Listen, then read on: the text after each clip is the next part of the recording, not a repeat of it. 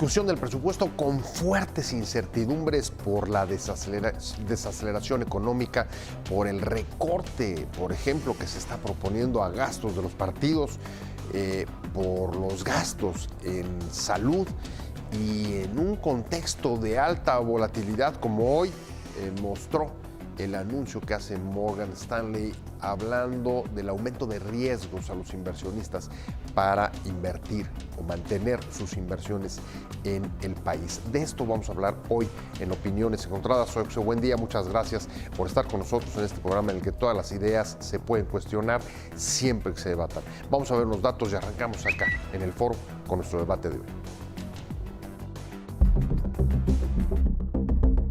El paquete económico 2020 es el centro de operaciones del gobierno federal para impulsar sus principales programas y la transformación que ofrecen las instituciones del país, desde un nuevo modelo de salud pública hasta el financiamiento de sistemas de partidos políticos.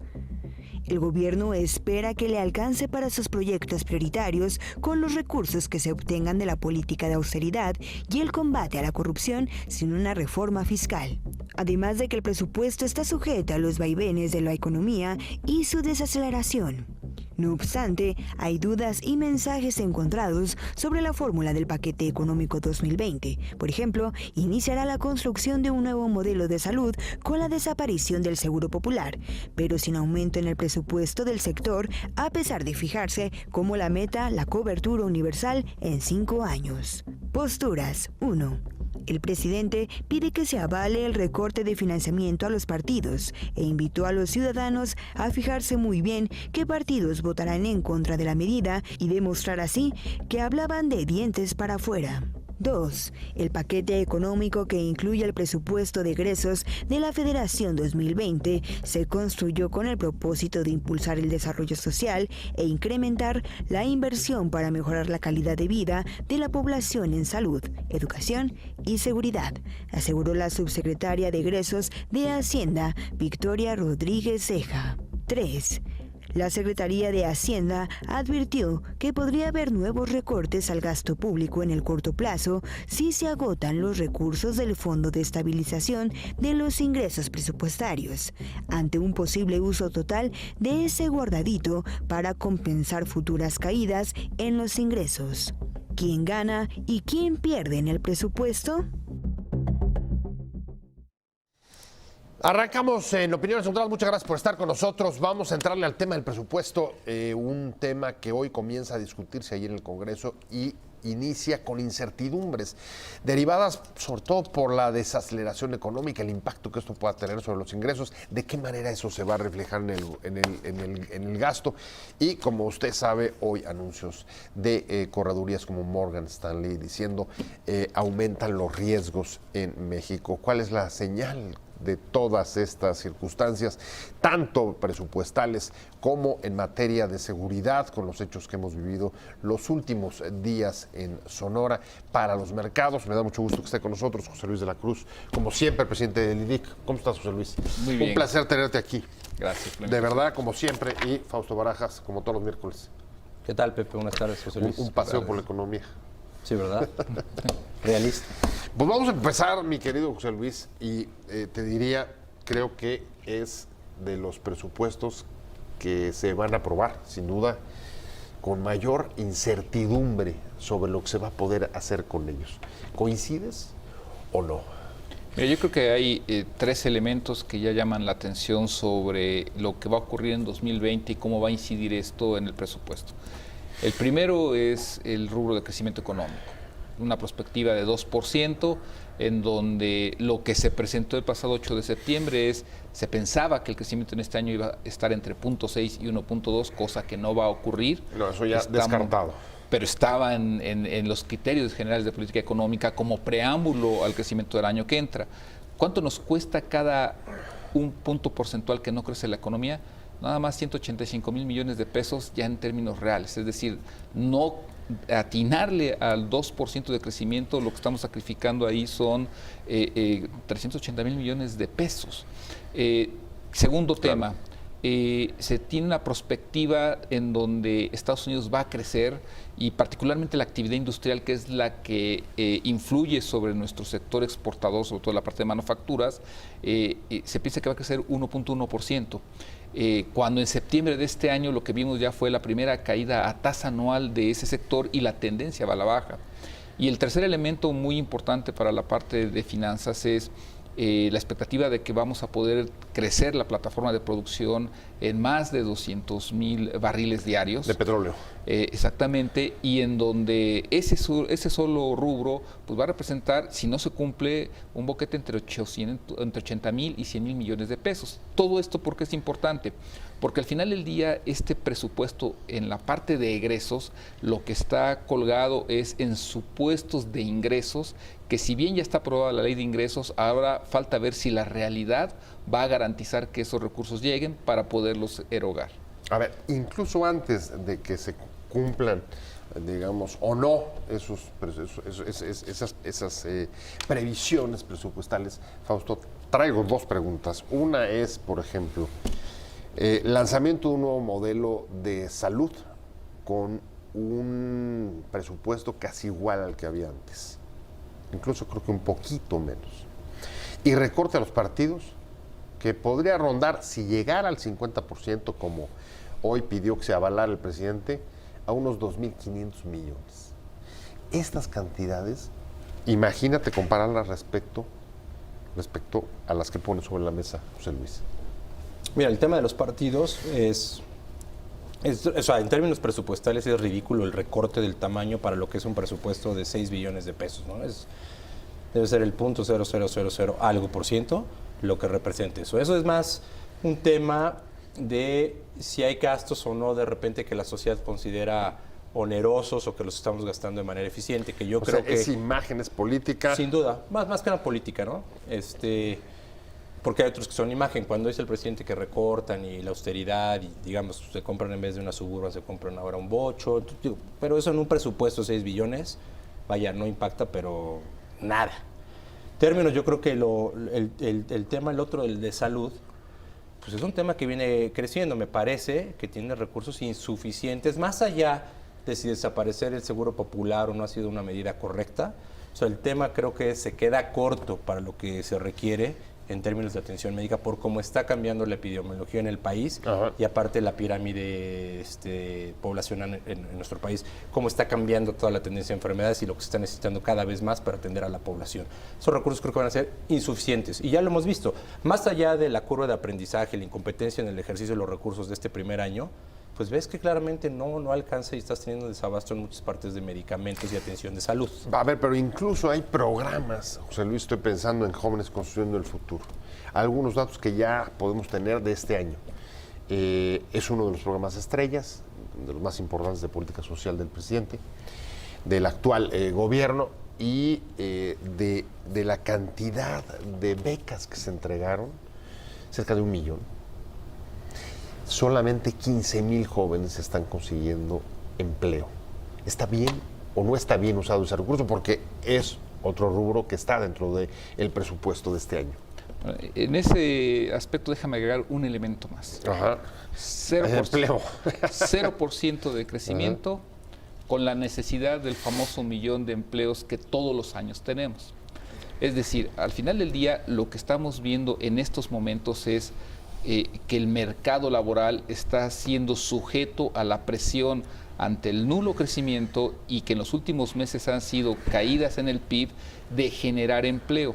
Entonces, regresándonos al programa de Jóvenes Construyendo el Futuro, evidentemente 15,000 jóvenes ubicados ya con trabajo, de 1 millón de becados, asumiendo que el programa pues está comenzando, que en principio sería hasta el año que entra cuando podría evaluarse cuántos realmente lograron enrolarse. Uh-huh. El punto aquí es de que el salto entre ese programa y que se encuentre empleo, lo que implicaba es que la economía tenía que crecer, porque cómo se iban a enrolar en un sector privado si no hay empleo, no hay aumento de empleo. Y eso tenía un elemento precursor que se descuidó desde el principio y se llama inversión. para que las empresas puedan generar nuevas oportunidades laborales, tanto para este millón de jóvenes enrolados como para el millón de personas que siempre buscan un empleo por crecimiento de población, se necesitaba invertir. Y en este país lo que ha ocurrido en el último año es que la inversión viene a la baja. Al final, el presupuesto, dos objetivos que tiene que tener necesariamente es que haya más crecimiento y, por supuesto, que haya empleo. Lo que hoy conocemos de lo que pone sobre la mesa, lo que se está discutiendo en el Congreso, José Luis dice crecimiento no, y empleo también dudando. Quiero conocer tu opinión, ¿dónde crees y hasta dónde ves que pueda mejorar la situación del empleo? ¿Qué es lo que finalmente al público le interesa, al ciudadano común, con, digamos, el diseño presupuestal de el primer presupuesto, digamos, ya completo que refleja la política del actual gobierno? Déjame hacer ¿Qué podemos esperar del presupuesto? Ya comenzó a discutirse en el Congreso, pero ¿de qué manera va a impactar en cuestiones que son de la primera importancia para usted? Por ejemplo, el empleo. ¿Cómo ves la perspectiva del empleo? No, complicado, o sea, por un tema, la desaceleración, o sea, a ver, hay que tomar en cuenta que este año lo que ha ocurrido en la economía mexicana es autogenerado. O sea, todavía no teníamos la desaceleración o no se veía tan marcada de parte de Estados Unidos, que es nuestro principal socio y es de donde estamos colgados, o estamos colgados, que también por nosotros nos hemos desvinculado. Pero dicho eso, lo que decía José Luis, ya empiezas a tener signos de la desaceleración de Estados Unidos, que era el motor que estaba funcionando, que estaba jalando el que la caída del crecimiento o el no crecimiento no fuera todavía peor.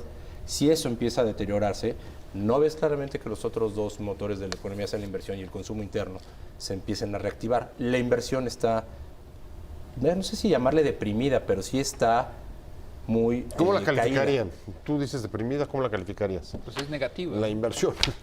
Pues es que, sin calificación, técnicamente negativa. Hay dos factores, ¿no? La inversión público-privada. La inversión privada, ¿cómo funciona? Con confianza. Esa sistemáticamente se han encargado de decir no por abajo, por afuera de la ventana, por abajo de la ventana, por el techo, por la chimenea, de mandar señales de que no se genera la privada, ¿no? Ahora, ¿qué pasa con el programa de infraestructura, de inversiones en infraestructura, que entraría a apoyar el gobierno? ¿Está recogido en el presupuesto? ¿Hasta dónde serviría para reactivar la economía? ¿Cómo está eso, José Luis? A ver, mira, yo Porque creo la privada, desde luego, está en negativo. Aquí hay algo que ya conocemos, es decir, no tendría que sorprendernos. El 8 de septiembre el Ejecutivo le envía al Congreso un paquete presupuestal en donde la inversión física, es decir, la que en principio va a la infraestructura, trae menos 5.4% de crecimiento. En donde si tú ves rubros de comunicaciones y transporte... Menor, ¿no? Más bien menos 5.4, menor a lo del año pasado. Sí, una caída de menos 5.4. Una caída.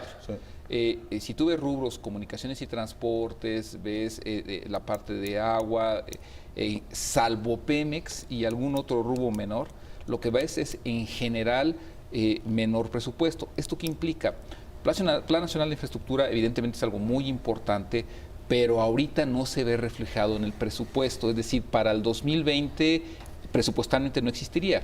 Podemos pensar que en esta sinergia que estás buscando con el sector privado podrían llegar recursos, pero no del presupuesto. Pero del privado, del sector privado. Exactamente. Y el otro, que podría uno pensar, a lo mejor están pensando en que banca de desarrollo apuntal esa no está presupuestada, pero en estricto sentido, desde mi punto de vista, por la naturaleza de lo que es un programa de infraestructura, es decir, esto implica planeación, impactos, mediciones de impacto ecológico, es decir, implica un proceso en donde además tú no vas para Pemex no vas a comprar los tubos en la tienda de la esquina, ¿no? Hay que mandar a hacer mucho del equipo eléctrico, electrónico, etcétera. Ese proceso por lo menos te va a llevar un año, es decir, Plan Nacional de Infraestructura me parece empezaría a funcionar en el mejor de los casos del segundo semestre del año que entra en adelante. O sea, es un asunto de largo plazo. Hoy por hoy, y ponía Fausto en su intervención hace un momento, uno de los temas que preocupan, el entorno internacional. De hecho, en buena medida, el gobierno ha estado señalando mucho como causa de no solamente de la desaceleración, sino de los problemas, digamos, de inversión. Pero a veces a uno no le queda muy claro, porque, a ver, por un lado, tú decías, Estados Unidos sí hay una muestra de desaceleración, pero al mismo tiempo, hoy estamos viendo que hay datos que señalan que la guerra comercial China-Estados Unidos, uno de los principales beneficiarios hemos sido nosotros, ha sido México, en términos de exportaciones. ¿Es cierto o no es cierto? ¿Cómo lo consideran? Bueno, yo creo que aquí hay dos elementos a considerar. Evidentemente la participación de México en el mercado de Estados Unidos aumentó. Ahora hay que ver eso, cuántos miles de millones de dólares significa. Es decir, lo que está implicando es un incremento que puede ser entre 7, 10 mil millones de dólares en algunos rubros. Es decir, es positivo, pero tampoco implica que eso se acabe reflejando en un gran incremento de la exportación. Y aquí yo creo que va a acabar pesando algo todavía mayor. Septiembre, octubre, lo que pasó en el sector automotriz en Estados Unidos cambia la historia, y las tendencias que de ahí se van a dibujar lo van a hacer todavía de mayor manera. Entonces, sí, yo creo que México tuvo un beneficio colateral, yo diría marginal, de esta guerra comercial, que no cambió estructuralmente las tendencias de lo que va a ocurrir con México en su relación con Estados Unidos por la desaceleración industrial de aquel país. Fausto, entonces la vulnerabilidad la está sintiendo incluso en el frente externo y interno. No, a ver, totalmente. Yo creo que ahora sí se está generando lo que es una tormenta perfecta. O sea, sí estás teniendo ya la parte externa en desaceleración y la parte interna no estás viendo cómo se recupere, no ves señales claras de por dónde le vas a entrar. Y aquí hay un tema que eventualmente pareciera que están a veces desligados, ¿no? El tema, déjame decir, seguridad, o el tema de México afuera, ¿no?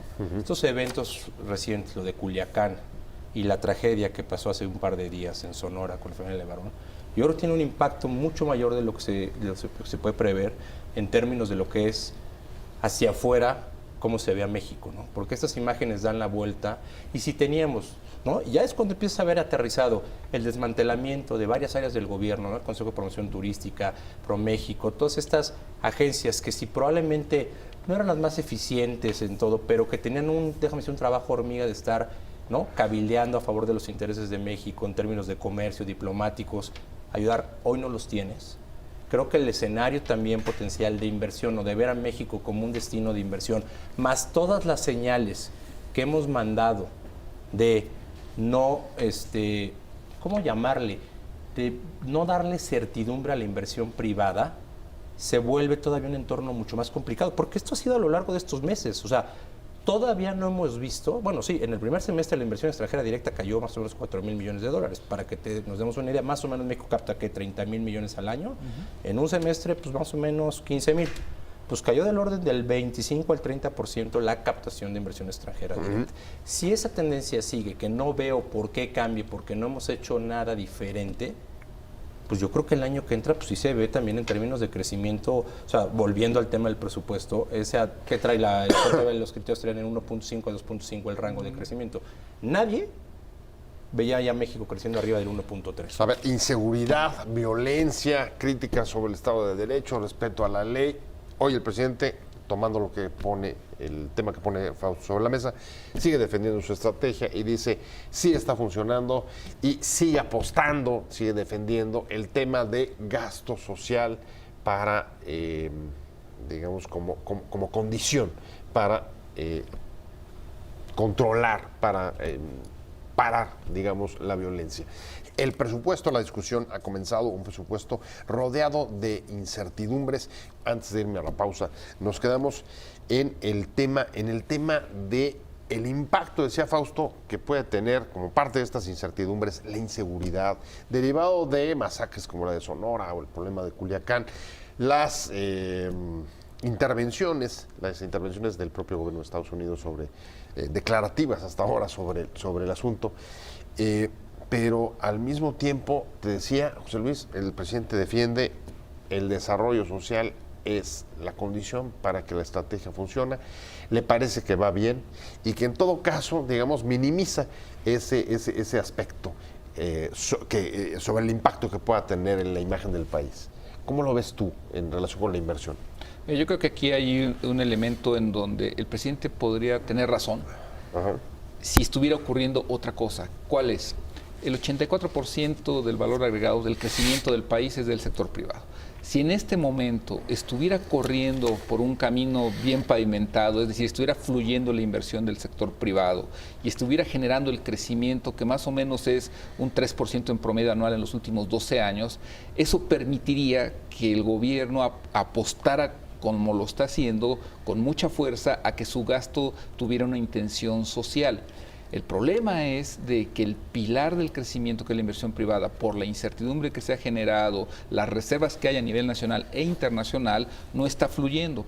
Y entonces la estrategia de mandar todos los recursos a gasto social, pues no va a ser sostenible. ¿Por qué? Porque esos recursos fundamentalmente, uno, no van a generar crecimiento, estructuralmente no van a resolver los problemas que la falta de empleo, la falta de crecimiento, es decir, la falta de oportunidades no está generando, y esto se ve exacerbado por los temas que mencionabas. Cuando la inseguridad ha llegado a hechos como el de Culiacán o lo que ocurrió lamentablemente hace un par de días, y en donde esto toca la agenda política de Estados Unidos, en donde no hay que subestimar. Estados Unidos va a pasar de las declaraciones a las acciones, porque políticamente le va a ser muy rentable a un presidente Trump que ayer perdió la elección en Kentucky y que es una señal de un estado republicano que se fue hacia los demócratas, y es una anticipación de algo que al presidente Trump le puede ser muy rentable el año que entra. Rentabilidad electoral para Estados Unidos sobre algunos de los asuntos como México. Hoy incluso volvió sobre el tema del muro, diciendo, miren lo que está pasando en México, ya ven, ¿quién me puede rechazar la necesidad de que haya un muro? Y al mismo tiempo, Fausto, ya hay, incluso en 2019, digamos, saldos de esta incertidumbre, como lo que ha obligado al gobierno a hacer uso del Fondo de Estabilización Presupuestal. Creo que cerca de 150 mil millones, como anunció Hacienda. Pero si tiene que recurrir nuevamente en 2020 y no alcanza, estaríamos, lo dice Hacienda, ante un nuevo recorte del gasto. No, bueno, pues eso yo creo que se ve venir. Otra incertidumbre más del, yo creo que del presupuesto 2020. Yo creo que es certidumbre, eso va a ocurrir, o sea, porque, a ver, lo que decíamos, el crecimiento o la ley de ingresos como fue aprobada, o el paquete económico, pues tiene premisas sobre el 1.5 o 2.5 de crecimiento.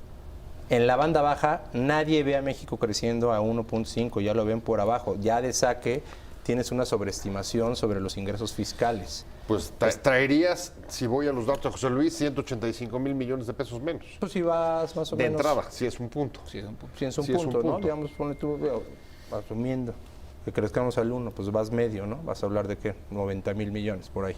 Ya vas abajo. La plataforma petrolera, yo no veo de dónde llegues al 1.9 para pasar ahorita está en el mejor de los casos en 1.7 en lo que está cerrando. El promedio va a estar por abajo de 1.7.